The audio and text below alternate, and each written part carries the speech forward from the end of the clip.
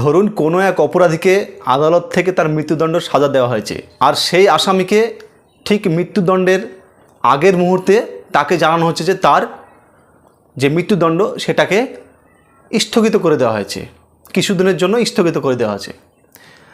সেই সময় সেই অপরাধীর এবং সেই অপরাধীর পরিবারের কতটা আনন্দিত হয় যখন তার মৃত্যুদণ্ডটাকে বন্ধ করে দেওয়া হয়, তখন সেই মুহূর্তে সেই পরিবার এবং সেই অপরাধীর মনে কতটা আনন্দে ভরে যায়, যেটা সাধারণত আমরা সিনেমার মধ্যে দেখে থাকি।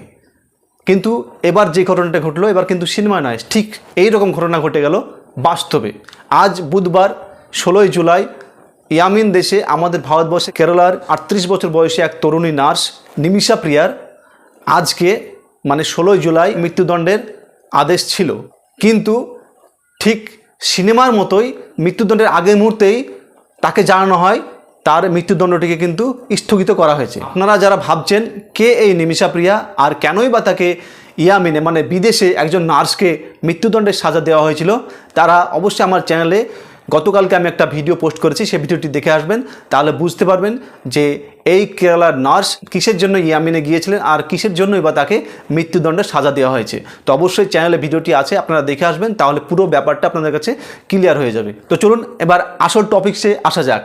এই যে নিমিষা প্রিয়ার যে মৃত্যুদণ্ডের সাজা ছিল, মৃত্যুদণ্ডের সাজাকে কিন্তু আমাদের ভারতবর্ষের সরকারের পক্ষ থেকে এবং যত রকম আইনিগতভাবে এবং কূটনৈতিকভাবে বলেন সমস্ত দিক দিয়ে কিন্তু আমাদের ভারত সরকার চেষ্টা করার পরেও কিন্তু এই নিমিষা প্রিয়ার কিন্তু মৃত্যুদণ্ডের যে সাজা সেটা কিন্তু বন্ধ করতে পারেনি। তাহলে এবার হয়তো ভাবছেন তাহলে কি কারণে ইয়ামিনের মতো একজন মুসলিম কান্ট্রিতে নিমিষা প্রিয়ার মৃত্যুদণ্ডটিকে স্থগিত করা হলো। হ্যাঁ, এটা ভাববার বিষয়। আমাদের দেশের যে সর্বোচ্চ নেতা এবং সর্বশক্তি দিয়েও যেখানে নিমিষা প্রিয়ার মৃত্যুদণ্ডকে সাজাকে বন্ধ করা গেল না, সেখানে হঠাৎ করে মৃত্যুদণ্ডের ঠিক আগের মুহূর্তে তার মৃত্যুদণ্ডটিকে স্থগিত করা হলো। কে সেই ব্যক্তি আর কি কারণে বা এই মৃত্যুদণ্ডের সাজাটিকে স্থগিত করা হলো, চলুন এবার জেনে নিই সেই ব্যক্তির নাম। প্রিয় দর্শক, সেই ব্যক্তির নাম হলো গ্র্যান্ড মুফতি আবু বকর, আমাদের ভারতবর্ষের একজন মুসলিম নাগরিক। এই মুসলিম নাগরিক এবার প্রাণ বাঁচালেন কেরালার একজন সনাতনী ধর্মের নার্সের জীবন বাঁচালেন এই মুহূর্তে আমাদের ভারতবর্ষের গ্র্যান্ড মুফতি আবু বকর সাহেব। গ্র্যান্ড মুফতি আবু বকর সাহেব কিন্তু তিনিও কিন্তু কেরালার অধিবাসী। নিমিষা প্রিয়ার পরিবার থেকে এবং পুরো ভারতবাসীর পক্ষ থেকে এই গ্র্যান্ড মুফতি আবু বকরকে কিন্তু অসংখ্য অসংখ্য ধন্যবাদ এবং কোটি কোটি সালাম জানানো হয়েছে। তিনি যে বীরত্ব দেখিয়েছেন, তিনি যেভাবে এই যে নিমিষা প্রিয়ার যে মৃত্যুদণ্ডকে তিনি যে রোধ করেছেন, এটা সত্যি তিনি অসম্ভবকে সম্ভব করে তুলেছেন। যেখানে পুরো ভারতবর্ষের শক্তি দিয়েও যেখানে কাজ হয়নি, সেখানে কিন্তু এই মুফতি গ্র্যান্ড মুফতি আবু বকর সাহেব তিনি সেখানকার ধর্মগুরুদের সঙ্গে কথা বলে সেই আদালতের বিচারকের সঙ্গে কিন্তু কথা বলে এই যে মৃত্যুদণ্ডের যে সাজা সেটাকে কিন্তু স্থগিত করে দিয়েছেন। আমাদের ভারতবর্ষে সর্বদাই যে সংখ্যালঘু যে মুসলিম জাতি কিন্তু বিভিন্ন ধরনের অপবাদ শুনতে হয় এবং আমাদের যে গদি মিডিয়া যে চাটুকার মিডিয়া তারাও কিন্তু সবসময় আমাদের ভারতবর্ষে যে সংখ্যালঘু মুসলিমদেরকে কট্টরপন্থী বলে এবং তারা সবসময় বলে যে তারা মানে আমাদের দেশের এই মুসলিমরা নাকি শুধু মুসলমানদের জন্যই ভাবে। চাটুকারিতা যে সাংবাদিক তাদের গালে কিন্তু সপাটে কিন্তু একটা চড় বসলেন এই আবু বকর, এই গ্র্যান্ড মুফতি আবু বকর সাহেব।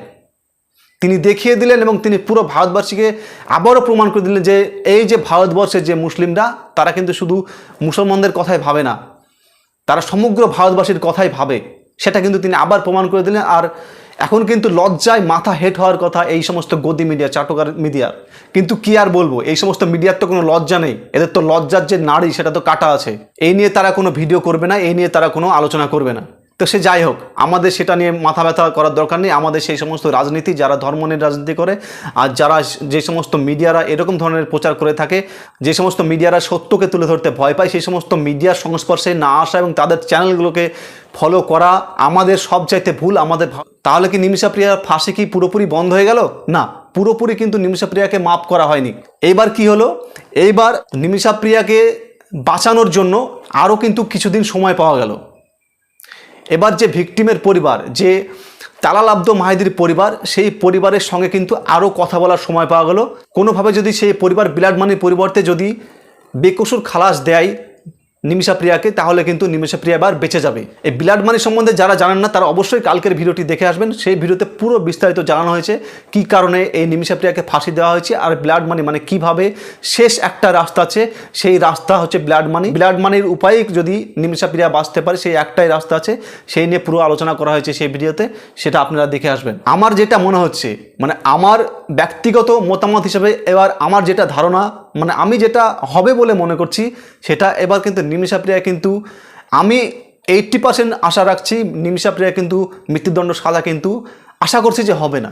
তার কারণ গ্র্যান্ড মুফতি আবু বকর সাহেব যে সময়ে তিনি এই যে সাজাটা, মৃত্যুদণ্ড সাজাকে যে সময়ে তিনি স্থগিত করেছেন, তাতে এবার আমার মনে হচ্ছে না যে আর মৃত্যুদণ্ড সাজাটাই হবে।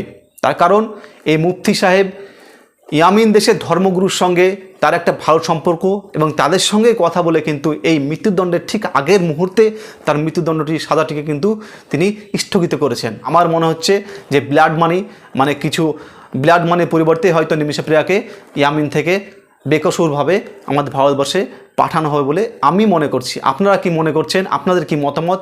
অবশ্যই আপনারা কমেন্ট বক্সে জানাবেন।